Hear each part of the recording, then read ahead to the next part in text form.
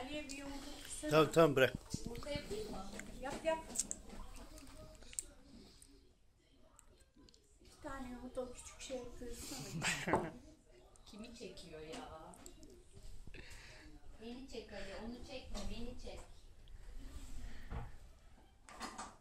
Bu bak güneş çıktı, bu hava güzel olacak. Yerim seni ben. Hava hiç Nasıl yağmur? Hiç öyle bir şey görmedim. Yok yok, bugün güzel. Bugün güzel olacak. Güneş aşacak. Bize döktürdü çünkü. Dereler falan hep taşmış. Taşmıştır. Ama şu işte. Su mu işte? Ve suyun önünde miymiştim? Bir de o rüzgarı düşünsene sen. Şey olmuş şu deniz kenarında. Fırtınaydı.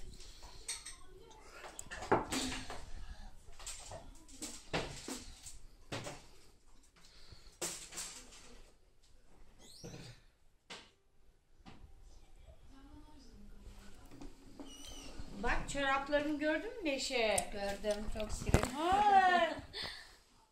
Hani çoraplı kız var ya bir romanı. Evet.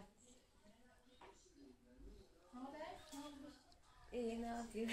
Elimizde. Alıştım görmeye.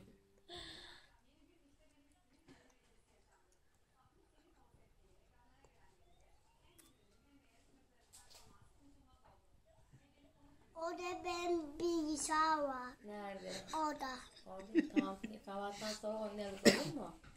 Kimin bilgisayarı var? Güzel. Senin mi? Evet. Ne bakıyorsun bilgisayarda? Müzik çalıyor.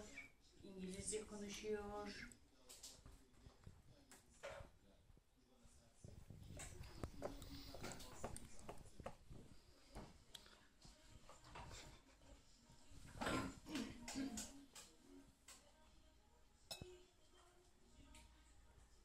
Ne yapıyorsun sen ya? Ne yiyorsun? Mama. Mama mı? Ne maması o? Fırın maması. Ne maması? Ne maması o? Şurup babası. Fırın maması. Şurup mu? Güzel mi? Evet. Fırın maması. Aşağı güzel maması. Yani Çok seviyorum. Çikolatayı bayılıyorum ha. Allah.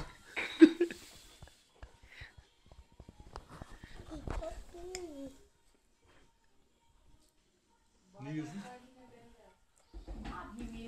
Yiyecek mi? Bir tane daha verir mi? Yiyeceğim. Aynı oluyor. Bu arada bir görelim.